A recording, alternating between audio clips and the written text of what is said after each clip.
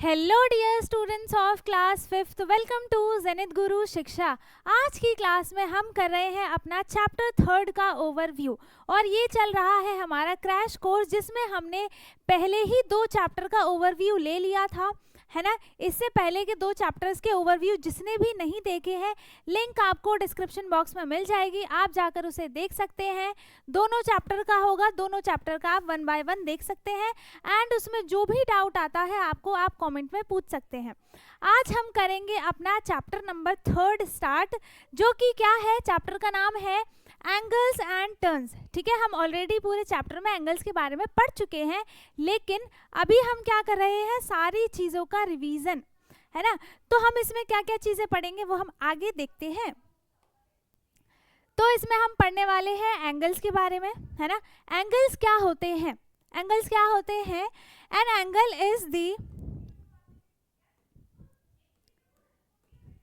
An angle is the space formed by 2 lines और rays। 2 line से angle बनता है, कभी भी एक लाइन से कोई भी एंगल नहीं बनता है। जैसे मैंने आपको बताया था पिछली क्लास में जब हमने पढ़ा था शेप्स अराउंड अस, उसमें थोड़ा बहुत एंगल के बारे में था, थोड़ा बहुत था, है ना। जिसमें मैंने आपको क्या बताया था, राइट एंगल के बारे में बताया था, है ना। तो एंगल्स कैसे बनते हैं, 2 लाइन एक पॉइंट पे मीट करती है तो एंगल बनता है ना। तो वैसे ही उसमें 2 लाइंस की ज़रूरत पड़ी थी, ऐसे ही एंगल में 2 लाइन की ज़रूरत होती है, लेकिन एंगल्स का डिफरेंस आ जाता है कि कौन सा एक्यूट एंगल है, कौन सा ऑब्ट्यूज है, राइट एंगल, ये नाम चेंज हो जाते हैं और एंगल भी चेंज होते हैं, लेकिन बनता वो 2 लाइन से ही है। ठीक है, That meet at a common point is called the vertex। ठीक है, वर्टेक्स क्या बताया था, वर्टेक्स को ही कॉर्नर बोलते हैं। एक पॉइंट पे, एक कॉर्नर पे जब 2 लाइन मीट करती हैं तब कुछ ना कुछ एंगल बनता है। जैसे हमने स्क्वायर पढ़ा है ना। स्क्वायर में क्या होता है, स्क्वायर में क्या होता है, जैसे ये यहाँ पर क्या है, स्क्वायर है, ठीक है। इसमें क्या है, ये कॉर्नर्स है ना, ये एक कॉर्नर है, ये एक कॉर्नर है, ये एक कॉर्नर है और ये एक कॉर्नर है। यहाँ पर टोटल 4 कॉर्नर्स है। इस कॉर्नर पे ये एक लाइन और ये 2 लाइन आकर मीट कर रही है ना। तो इसके बीच में कुछ एंगल बन रहा है ना। ये ज़्यादा भी हो सकता है, कम भी हो सकता है, लेकिन स्क्वायर में इक्वल होता है। ये कुछ एंगल बन रहा है यहाँ पर, है ना। चारों पॉइंट पे कुछ ना कुछ एंगल बन रहा है, बट इसमें सेम होता है सारी, है ना। सब 90 डिग्री के एंगल ही होते हैं। तो मेरा क्या मतलब था बताने का कि किसी एक पॉइंट पे जब 2 लाइन मीट करती हैं तब कुछ ना कुछ एंगल बनता है, उसी को हम एंगल बोलते हैं। ठीक है, कुछ ना कुछ एंगल बनेगा, उसी को हम एंगल बोलते हैं और इसको हम बोलते हैं कॉर्नर, कॉर्नर को ही हम बोलते हैं वर्टेक्स। ठीक है, जैसे आपके पास है यहाँ पर, imagine 2 hands of a clock और 2 पेंसिल्स मीटिंग। जैसे हमने यहाँ पर 2 क्या ले लेते हैं, 1 मिनट,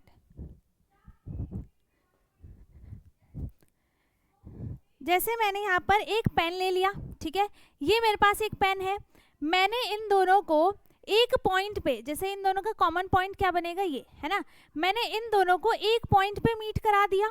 ठीक है, तो इसके बीच में कुछ ना कुछ एंगल बनेगा, है ना, कुछ ना कुछ एंगल बनेगा। ये एग्जाम्पल है, चाहे आप पेंसिल ले लो, पेन ले लो, कलर ले लो, कुछ भी ले लो, तो अगर आप उसको मीट कराते हो, है ना, तो उनके बीच में कुछ ना कुछ एंगल बनता ही बनता है। जैसे आपने वो देखा होगा क्लॉक, है ना, क्लॉक में क्या होता है, एक मिनट हैंड होता है और एक आवर हैंड होता है। जैसे यहाँ पर अगर मैं बात करूँ, एक बना दूँ क्या, चलो बना देते हैं। जैसे मैंने यहाँ पर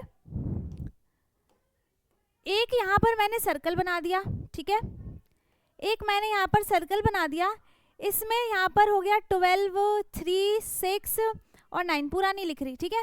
ये है इसका बीच का पॉइंट, इसको हम क्या बोलते हैं, सेंटर बोलते हैं।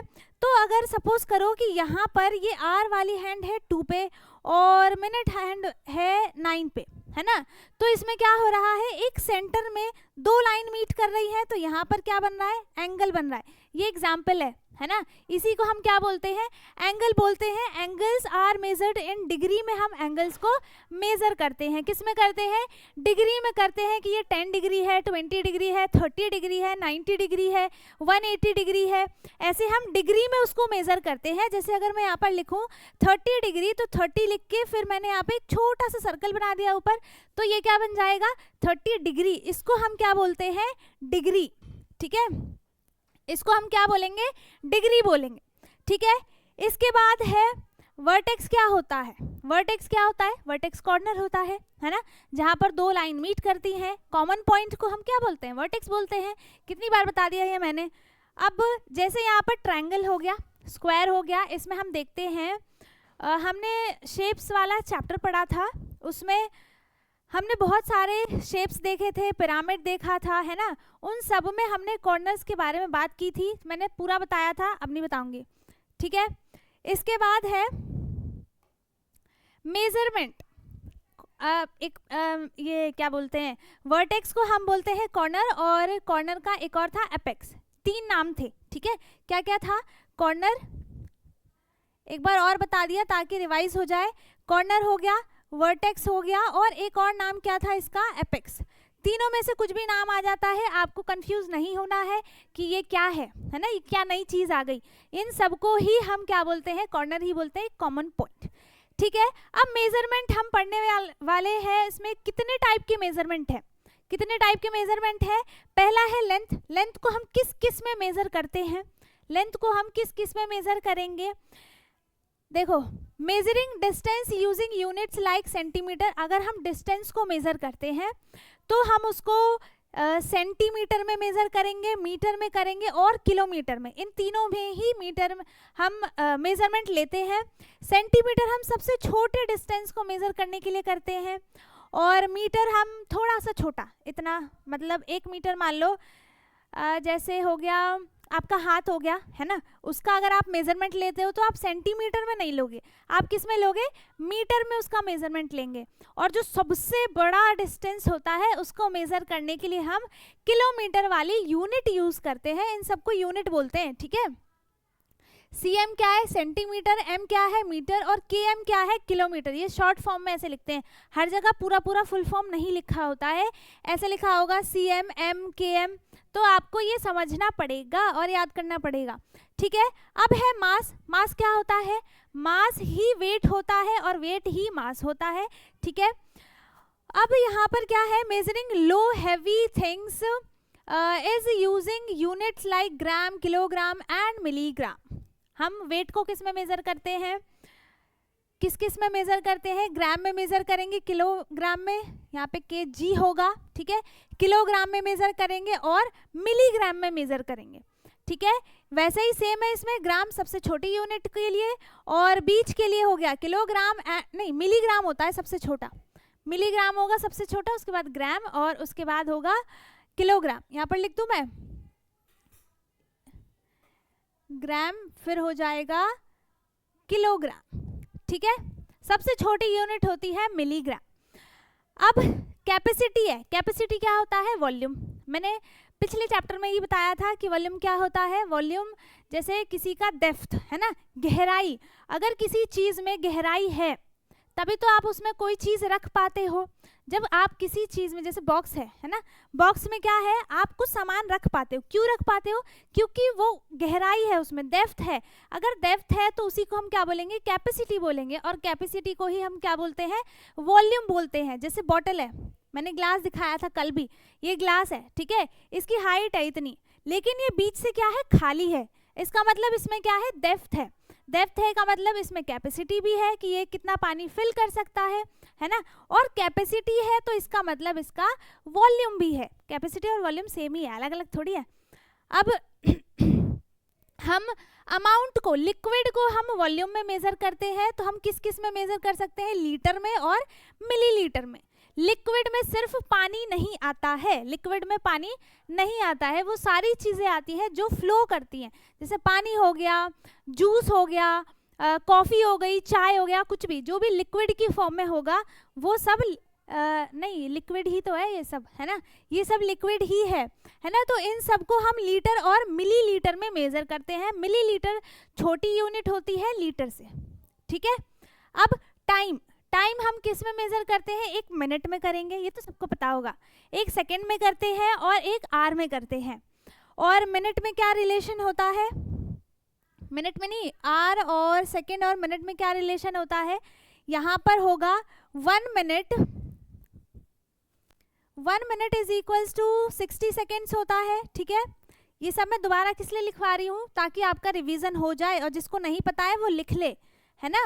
1 आवर इज इक्वल्स टू कितना होगा? 60 मिनट्स, ठीक है। अब कितने बच्चे ये पूछेंगे कि 1 सेकेंड इज इक्वल्स टू कितना होता है? 1 सेकेंड कुछ नहीं होता, 1 सेकेंड ही होता है, ठीक है। 1 सेकेंड में कुछ नहीं होता, ये दोनों होता है। ये दोनों लिख लो, अगर आपको नहीं पता है तो ये दोनों लिख लो, उसके बाद इसको लर्न कर लेना, ठीक है। इसके बाद हम सेकेंड्स में मेजर करते हैं, मिनट में और आवर में। यहाँ पे जो ये शॉर्ट फॉर्म लिखा है ना, ये इसीलिए लिखा है ताकि आप आगे पहचान पाओ। जब क्वेश्चंस हम करेंगे ना तो उसमें फुल फॉर्म तो लिखा नहीं होगा कहीं पूरा MINUTS, वो शॉर्ट फॉर्म में लिखा होगा MINHRS। तो उसमें आपको ये समझ में आना चाहिए कि ये क्या लिखा है, इसीलिए शॉर्ट फॉर्म भी यहाँ पर लिखा हुआ है। अब एरिया एंड पेरीमीटर क्या होता है? एरिया क्या होता है? एरिया होगा जैसे कोई चीज़ है ना। मैंने क्या बताया था? मैंने रिमोट लिया था, है ना। रिमोट यहाँ पर नहीं है, तो मैंने यहाँ पर रिमोट लिया था, मैंने उसको रख के दिखाया था कि उसका कुछ एरिया है, उसने कुछ ना कुछ स्पेस कवर किया है ना, कुछ ना कुछ। जैसे आप कहीं बैठ जाओ, है ना, अगर आप टेबल पे बैठते हो तो आप थोड़ा बहुत एरिया लेके तो बैठोगे ना। अगर आप बैठ गए तो आपके ऊपर तो कोई बैठ नहीं सकता। इसका मतलब क्या है कि आपने उतना एरिया ले लिया है, तो वो हो गया एरिया कि कितना आपने स्पेस कवर किया, कितनी जगह में आप बैठे हो, वो हो गया एरिया। और पेरीमीटर क्या होता है? हम बाउंड्री को देखते हैं। चलो एक शेप और ले लेते हैं हम, यहाँ पर क्या लेते हैं? रेक्टेंगल ही लेंगे, है ना। अब यहाँ पर मैंने ये लिया, ठीक है। ये रेक्टेंगल मैंने कितनी जगह में बनाया है, कितना स्पेस लिया इसके लिए मैंने? ये पूरा, है ना, ये पूरा इतना स्पेस मैंने इसके लिए बनाने के लिए लिया है, रेक्टेंगल के लिए। तो ये क्या हो गया? यहाँ पर एरिया हो गया। लेकिन पेरीमीटर क्या होता है? पेरीमीटर में हम सिर्फ बाउंड्री को देखते हैं। किसको देखते हैं? सिर्फ और सिर्फ बाउंड्री को देखेंगे हम यहाँ पर, ये कि इसकी कितनी डिस्टेंस है, हम बाउंड्री को मेजर करेंगे, ठीक है। जैसे अगर मैं इसको पेपर से बनाती हूँ तो मैं इसको खोलना भी चाहूँ तो मैं इसको खोल भी सकती हूँ, ठीक है। तो ये जो इसका बाउंड्री होगा उसको हम बोलते हैं पेरीमीटर। बाउंड्री का जो सम लेते हैं हम उसको पेरीमीटर बोलते हैं। और जितना स्पेस कवर किया है इसने उसको हम क्या बोलते हैं? एरिया बोलते हैं, ठीक है।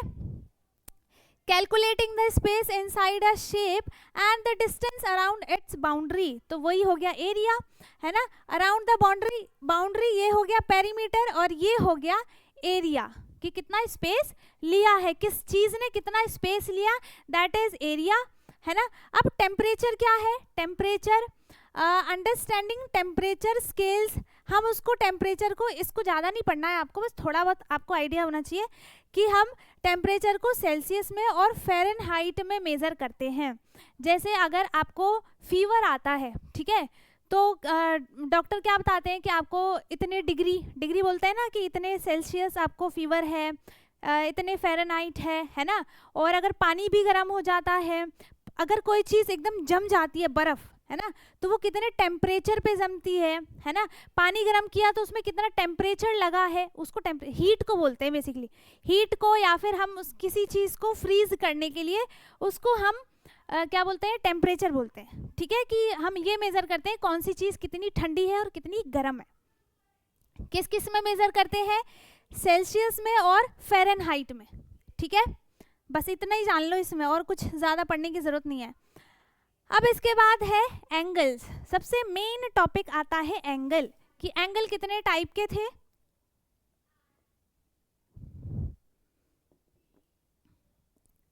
कितने टाइप के हमने इसमें एंगल पढ़े थे चैप्टर में। इसमें मुझे कुछ तो नया लग रहा है, कंप्लीट एंगल, है ना। इसके बारे में अलग से नहीं लिखा था, लेकिन थोड़ा बहुत था, ठीक है। ये रिफ्लेक्स का और कंप्लीट का, लेकिन मैंने इसमें दे दिया कि आपको अच्छे से समझ में आ जाए। अब इसमें एक्यूट एंगल है। टाइप्स ऑफ एंगल्स कितने होते हैं? एक होगा acute angle, right angle, obtuse angle, straight angle, reflex angle और कंप्लीट एंगल, है ना। अब रुको, ये तो आप पूछोगे कि आपने बस नाम तो बता दिया, अब ये तो बताओ ये सब होते क्या हैं, है ना। तो अभी पढ़ेंगे, रुक जाओ, थम जाओ, थोड़ा आराम कर लो। पहला हमारे पास है एक्यूट एंगल, है ना। एक्यूट एंगल क्या होता है? एक्यूट एंगल क्या होता है? जिसने मेरी वीडियो देखी होगी उसको ज़रूर पता होगा कि एक्यूट एंगल क्या है। और सारे एंगल बताऊंगे उसको, क्योंकि मैंने बहुत डिटेल में समझाया था, है ना। अगर किसी को इस चैप्टर का डिटेल वीडियो भी देखना है तो वो भी मैं आपको लिंक उसके डिस्क्रिप्शन बॉक्स में दे दूंगी, ठीक है। वैसे मैंने सारे चैप्टर के दिए हैं तो उसके भी दे दूंगी, आप उसको देख सकते हैं, ठीक है। अब यहाँ पर एक्यूट एंगल क्या होता है? एक्यूट होगा एन एंगल मेजरिंग बिटवीन 0 से लेकर 90 तक के एंगल, मतलब 0 से लेकर 90 तक के जो बीच के एंगल्स होते हैं उनको हम एक्यूट एंगल बोलते हैं। जैसे यहाँ पर हो गया 1 डिग्री, 2 डिग्री, 3 डिग्री, 3 डिग्री, 30, 25, 27, मतलब जितने भी इसके अंदर आ जाते हैं नंबर 0 से लेकर 90 तक में, वो सारे एक्यूट एंगल बनाते हैं। 90 डिग्री से कम के क्या, कैसे याद रखना है? जो पूरा एल शेप बताया था, पूरा एल शेप क्या होता है? राइट एंगल होता है। पूरा एल शेप से जो भी कम होगा, जैसे ये है एल शेप, है ना, इससे अगर कोई भी कम एंगल बनता है तो वो कौन सा एंगल होगा? एक्यूट एंगल होगा। 90 डिग्री से कम का, राइट एंगल से कम के सारे कौन से एंगल होते हैं? एक्यूट एंगल होते हैं। जैसे 30 डिग्री हो गया, 45 डिग्री हो गया, 75 डिग्री हो गया। ये तीनों के तीनों नहीं, बहुत सारे होते हैं, ये 3 ही यहाँ पर लिखे हैं, सारे थोड़ी लिखूंगी। ये सारे यहाँ पर क्या होते हैं? एक्यूट एंगल होते हैं, ठीक है। यहाँ पे एंगल है, ये एल होगा पूरा यहाँ पर, है ना। ये क्या है? एल से कम है, कम है, तो ये कितना एंगल बना रहा है? एक्यूट एंगल बना रहा है ना। अब ये कितना एंगल है वो मैं मेजर नहीं कर सकती क्योंकि मेरे पास यहाँ पर मेजरिंग टूल नहीं है, ठीक है। तो ये क्या है? एक्यूट एंगल है, ठीक है। अब एक्यूट एंगल के बाद क्या आता है? एक्यूट एंगल के बाद आता है राइट एंगल। राइट एंगल तो सबको पता है, हर पॉइंट पे आप राइट एंगल के बारे में पढ़ते हो, है ना। तो राइट एंगल क्या होता है? जो बिल्कुल एल शेप बना दे वो राइट एंगल हो गया, बस खत्म। इतना सही याद करना है ना। राइट एंगल में 90 डिग्री का एंगल बनता है और 90 डिग्री के एंगल को ही हम क्या बोलते हैं? राइट एंगल बोलते हैं। क्या बोलते हैं? राइट एंगल, ठीक है। जैसे यहाँ पर ये पूरा एल बन रहा है, यहाँ पर ये पूरा स्ट्रेट एंगल बना है, इसका मतलब ये है 90 डिग्री और 90 डिग्री ही। कितनी गंदी राइटिंग लिख दी, छी। यहाँ पर रुक जाओ, ये जो 90 डिग्री है इसी को हम क्या बोलते हैं?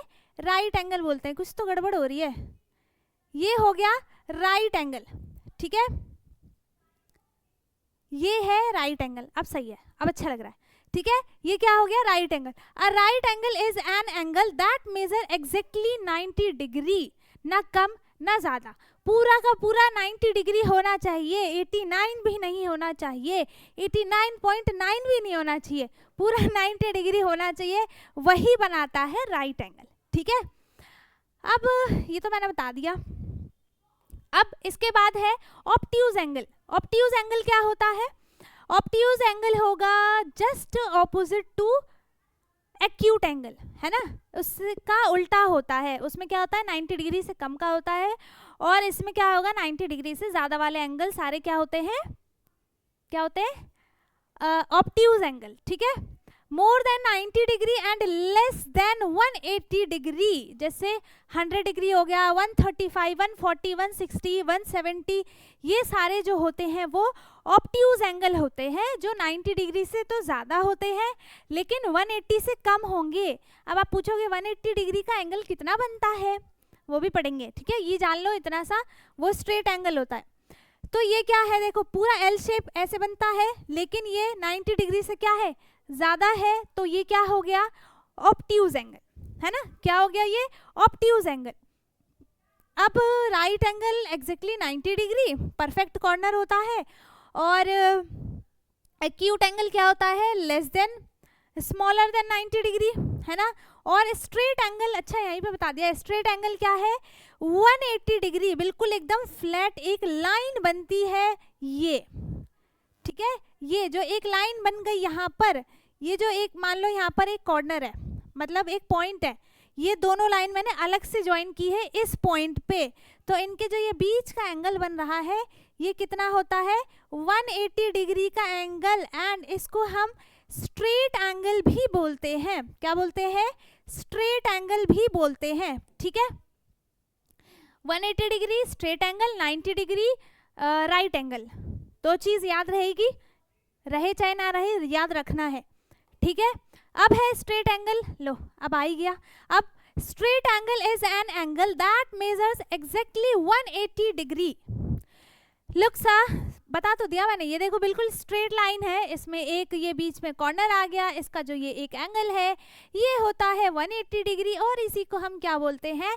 Straight angle. ठीक है, इसी को हम क्या बोलते हैं? Straight angle. अब like a perfectly flat line, बिल्कुल स्ट्रेट लाइन होती है, उसी को हम स्ट्रेट एंगल बोलते हैं। And is formed by two ray, two pointing, ये सब बता दिया मैंने, है ना। वर्टेक्स, एपेक्स और कॉर्नर तीनों चीज एक ही होती है, दोबारा बता दिया। अब रिफ्लेक्स एंगल क्या होता है? रिफ्लेक्स एंगल क्या हो जाएगा यहाँ पर? A reflex angle is an angle greater than 180 degree, है ना, 180 डिग्री से ज्यादा। Straight angle but less than 360 degree. ठीक है, यहाँ पर देखो, जब एक क्लॉक है ना, एक क्लॉक होती है, मतलब होती नहीं है, एक क्लॉक है, उसने स्टार्ट किया कहाँ से? 12 से स्टार्ट किया। ठीक है, मिनट हैंड की बात कर रही हूँ मैं, चलो सेकंड ले लेते हैं, वो जल्दी जल्दी होता है। तो उसने 12 से स्टार्ट किया, वो 6 पे आया, है ना, 6 पे आया तो कौन सा एंगल बना? बिल्कुल स्ट्रेट एंगल बन गया, है ना। फिर वो उसके आगे भी तो जाएगा, वहीं थोड़ी अटक जाएगा, उसके आगे जाएगा, तो जहां भी जाता है वो 6 या 7 पे जाए, 8 पे जाए, 9 पे जाए, किसी पे भी जाता है तो वो कौन सा एंगल बनाएगा? कौन सा एंगल बनाएगा? वो रिफ्लेक्स एंगल, ऐसा। ठीक है, ये क्या होता है? रिफ्लेक्स एंगल 180 डिग्री से ज्यादा होगा एंड 360 से कम होगा। 360 क्या होता है? पूरा एक राउंड सा एक मूवमेंट ले ले तो वो 360 का एंगल बन जाता है। ठीक है, 180 से ज्यादा और 360 से कम वाले एंगल्स को हम क्या बोलते हैं? क्या बोलते हैं? Reflex angle. जैसे यहाँ पर क्या हो गया? 190 डिग्री हो गया, ठीक है, 200 हो गया, 200 डिग्री, 250 डिग्री हो गया, मतलब 360 से कम होना चाहिए, 360 से कम होना चाहिए और 180 से ज्यादा होना चाहिए। क्या गलत लिख दिया? 180 से ज्यादा होना चाहिए और 360 से कम होना चाहिए, जैसे ये सारे एंगल्स हैं। ठीक है, इसके बाद है कंप्लीट एंगल। उसने पूरा एक राउंड कंप्लीट कर लिया, जैसे यहाँ से स्टार्ट किया और घूम घूम के वापस यहीं पे आके खड़ा हो गया, तो ये क्या हो गया? इसने पूरा एक राउंड ले लिया, है ना। जैसे मैं यहाँ पे सीधी खड़ी हूँ, मैंने क्या किया? ऐसे घूमी और मैं वापस आके सीधी खड़ी हो गई, तो मैंने क्या किया? पूरी घूम गई मैं, पूरा एक राउंड ले लिया मैंने, तो वो क्या बन गया? पूरा एक कंप्लीट एंगल बन गया। ठीक है, एंगल तो बनेगा ही बनेगा, तो मैंने पूरा एक कंप्लीट राउंड ले लिया तो वो कंप्लीट एंगल भी बन गया। नाम से ही पता चल रहा है, कंप्लीट का मतलब पूरा एक राउंड कंप्लीट हुआ तो वो क्या बन जाएगा? 360 का एंगल बनेगा। ठीक है, एंगल कितना होता है? 360 डिग्री का एंगल बनता है। डिग्री याद रखना है, एंगल में डिग्री इंपॉर्टेंट होता है। ठीक है, अब है a complete angle is an angle that measures exactly 360 degree. ठीक है, ऐसे लिखते हैं 360 डिग्री। अब फॉर्मिंग अ फुल सर्कल, और ये बता तो दिया मैंने, सब बता दिया। ठीक है, इसके बाद है यहाँ पर टाइप्स ऑफ टर्न्स क्या होते हैं। टर्न मतलब टर्न लेना, यू टर्न लेना, राइट टर्न लेना, लेफ्ट टर्न लेना, यही होता है ना। ये नाम तो सुना ही होगा टर्न का, टर्न लेना चैप्टर में भी पढ़ा है। अब यहाँ पर क्वार्टर टर्न क्या होता है, हाफ टर्न क्या होगा, 1/4 टर्न क्या होता है, फुल टर्न क्या होता है। चार ही चीजें हैं। जैसे जैसे जैसे जैसे क्लॉक का ही लेते हैं, ठीक है, तो यहाँ पर मुझे 4 क्लॉक बनाने पड़ेंगे, तो नहीं बनाने पड़ेंगे। जैसे यहाँ से 12 से स्टार्ट किया, ठीक है, सेकेंड वाली हैंड है, उसने 12 से स्टार्ट किया, वो 12 से स्टार्ट होते होते होते होते कहाँ पे आ गई? 3 पे आ गई, तो कितना एंगल बनाएगा वो? पूरा 90 डिग्री का एंगल, पूरा एल बन जाएगा, है ना। और वो पूरे सर्कल का 1/4 पार्ट भी होगा, तो 1/4 पार्ट को हम क्या बोलते हैं? क्वार्टर तो बोलते हैं ना, 1/4 पार्ट को हम क्वार्टर बोलते हैं। और क्वार्टर एंगल कितना बन जाएगा? 90 डिग्री। तो कॉमन सेंस है, तो 90 degree turn like the corner of a book और an quarter of a full circle, है ना। मैं क्लॉक का ही सबसे अच्छा एग्जाम्पल है। क्लॉक ने उसमें से सेकंड हैंड ने 12 से स्टार्ट करके 3 पे आ गई, तो वो पूरा राइट एंगल भी बन गया और वो 1/4 पार्ट भी है, तो वो क्या बन गया, एक क्वार्टर टर्न। उसने टर्न लिया ना, यहाँ से लेकर यहाँ तक पहुँच गया, टर्न ले लिया, है ना।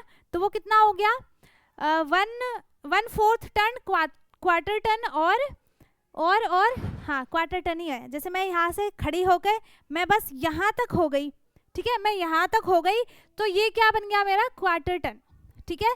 कितना हो गया, क्वार्टर टर्न 90 डिग्री। अब हाफ टर्न कितना होगा, हाफ टर्न कितना होगा, मैं आगे से यहाँ से मैंने टर्न लिया और मैं पूरा पीछे होके खड़ी हो गई, तो ये मैंने कितना टर्न लिया, हाफ टर्न लिया, आधा लिया, है ना। और वो क्या बनेगा, पूरा एक स्ट्रेट लाइन बनेगा। तो इस स्ट्रेट लाइन पे एंगल कितना बनता है, 180 डिग्री का एंगल बनता है। तो 180 का जो टर्न लेते हैं हम, उसी को हम क्या बोलते हैं, एक हाफ टर्न बोलते हैं, ठीक है। इसके बाद एक फुल टर्न क्या होगा, पूरा राउंड ले लिया मैंने, पूरा गोल गोल घूम गई मैं, तो वो क्या हो गया, फुल टर्न हो गया, ठीक है। कंप्लीट एंगल बन गया 360 डिग्री का। अब एक्यूट कितना होगा, 90 से कम का एक्यूट एंगल। अच्छा, एक्यूट एंगल, ऑब्ट्यूज एंगल, ये हम पढ़ चुके हैं ना। एक बार और बता दूं, एक्यूट एंगल क्या है, 90 डिग्री से कम का, लेस देन 90 डिग्री, और obtuse angle more than 90 degree, ठीक है, और लेस देन 180 डिग्री, ठीक है। तो यहाँ पर ये क्या बना देगा, क्या बनाएगा, ऑब्ट्यूज एंगल, ठीक है। इसमें क्या था, इतना ही था, हाँ इतना ही था इस चैप्टर में। एंगल्स एंड टर्न्स के चैप्टर में हमने सिर्फ एंगल्स और टर्न्स के बारे में पढ़ा था, और वो मैंने पूरा अच्छे से बता दिया। तो चैप्टर की लिंक आपको डिस्क्रिप्शन बॉक्स में मिलेगी, और पूरी प्लेलिस्ट की लिंक भी आपको डिस्क्रिप्शन बॉक्स में मिल जाएगी। जिस भी चैप्टर की आपको वीडियो देखनी हो आप देख सकते हैं। एंड इससे पहले के 2 चैप्टर हम कर चुके हैं, जिसका हमने ओवरव्यू लिया था, है ना। तो पहले हम ओवरव्यू ले रहे हैं, उसके बाद हम वर्कशीट्स करेंगे। तो आप उन दोनों चैप्टर के ओवरव्यू का भी लिंक आपको उसमें मिल जाएगा, तो आपको जो देखना हो बिंदास देख सकते हो, ठीक है। तो आई होप कि आपको अच्छे से सारी चीज़ें समझ में आ गई हो। अगर किसी को कुछ भी डाउट है आप कमेंट में पूछ सकते हैं। एंड वीडियो अच्छी लगी हो तो भी लाइक करें, ना लगी हो तो भी लाइक कर दें, और वीडियो को शेयर कर दें। एंड जो चैनल पे नया है वो चैनल को सब्सक्राइब कर ले, ताकि हमारी सारी वीडियोस आपको मिलती रहे। हम मिलेंगे अपने नेक्स्ट वीडियो में, तब तक के लिए bye bye, take care, thank you so much.